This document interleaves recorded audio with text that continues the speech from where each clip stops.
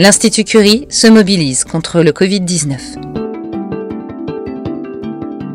Dans ce hors-série de Curiosité, le podcast, l'Institut Curie vous propose d'entendre la parole de médecins et de soignants qui poursuivent coûte que coûte la lutte contre le cancer avec les patients. Vous entendrez aussi des chercheurs qui travaillent à la compréhension du système immunitaire, des virus, et qui sont d'ores et déjà impliqués dans des projets de recherche contre le coronavirus. 5 minutes d'information, d'explication, de recommandations, de partage pour mieux comprendre et se battre contre l'épidémie.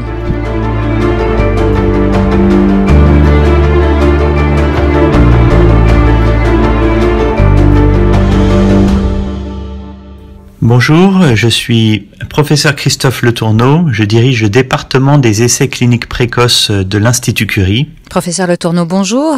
Vous dirigez donc le département des essais cliniques précoces, le D3I, qui donne aux patients accès à l'innovation. Depuis le début de l'épidémie, l'organisation a été totalement modifiée au D3I. Comment ça a évolué depuis et comment ça va évoluer également au moment du déconfinement ? Pour les patients ayant un traitement dans le cadre d'un essai clinique, il était particulièrement important que les patients qui répondent à ce traitement puissent poursuivre leur traitement. Ce que nous avons mis en place, c'est tout un processus pour diminuer de façon drastique le nombre d'allées-venues à l'hôpital. Pour cela, quand cela était possible, nous avons organisé des téléconsultations avec, pour les traitements oraux, un envoi des traitements au domicile du patient sans qu'ils aient à se déplacer. Pour les traitements intraveineux, bien entendu, les patients doivent malgré tout venir à l'hôpital, mais nous avons, quand cela était possible, décidé d'espacer des injections en augmentant la dose de certains médicaments. Donc pendant 4 semaines, il était beaucoup plus difficile d'inclure des patients dans des essais cliniques et donc d'avoir accès à l'innovation thérapeutique. Malgré tout, nous avions laissé la porte ouverte pour l'inclusion dans certains essais cliniques où le bénéfice attendu était particulièrement important pour le patient et nous ne voulions pas de perte de chance. Maintenant que le confinement va durer un peu plus longtemps, maintenant qu'on sait que le déconfinement va être progressif, maintenant qu'on sait que il va falloir conserver certains process comme le repérage des patients à l'entrée dans l'hôpital, les distances de sécurité entre les patients, il nous a semblé particulièrement important de malgré tout réouvrir l'inclusion aux essais thérapeutiques afin que les patients, de nouveaux patients, puissent être à nouveau inclus.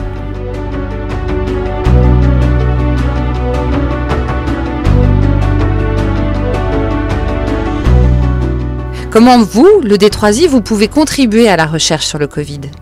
Alors l'Institut Curie est particulièrement actif en recherche clinique pour trouver de nouveaux traitements contre le cancer. C'est une évidence et c'est l'objectif du D3I. Mais dans ce contexte de Covid, l'Institut Curie s'est également mis en ordre de marche pour faire avancer la recherche dans le domaine du Covid. Alors, il y a plusieurs types de projets. Les premiers projets sont de tenir un registre de patients atteints de cancer qui ont le Covid, cela au niveau de l'Institut Curie, mais également en collaboration avec d'autres centres français, mais également au niveau européen. L'Institut Curie, grâce à son laboratoire d'immunologie au sein du centre de recherche de l'Institut Curie, travaille également activement sur les tests sérologiques, c'est-à-dire sur la détection d'anticorps qui sont la preuve qu'un patient était infecté par le Covid.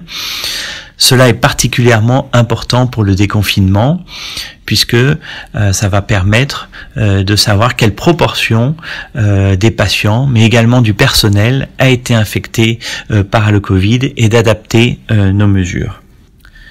L'Institut Curie s'intéresse également au traitement contre le Covid, même si ça n'est pas son cœur de métier, puisque c'est du domaine de l'infectiologie et pas de la cancérologie. Il nous a paru également important de participer à des essais thérapeutiques avec de nouveaux traitements contre le Covid.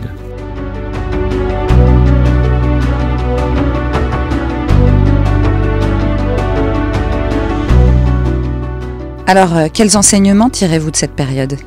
Ça nous rend très humbles quand on voit l'impact d'un virus sur toute une organisation au sein d'un hôpital comme l'Institut Curie, et je ne parle pas du reste, bien entendu.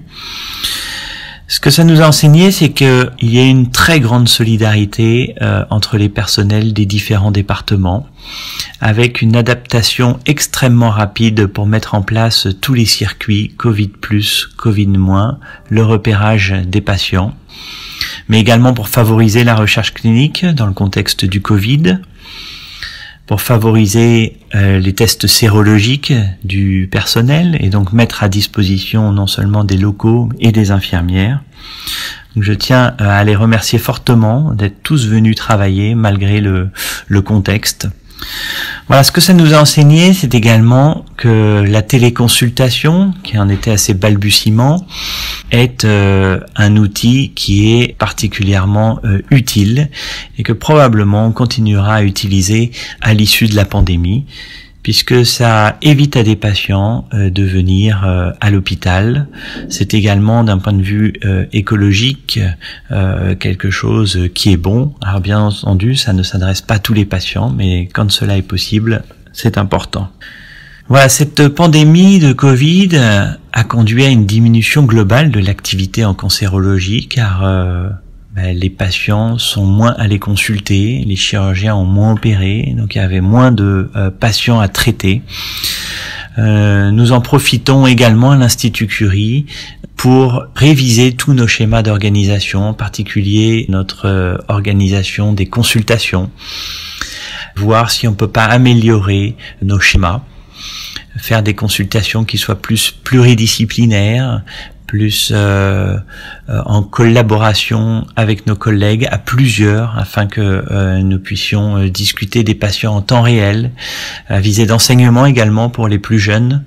Donc finalement, cette pandémie est une opportunité unique également pour se remettre en question sur ces sujets. Professeur Le Tourneau, merci. Merci.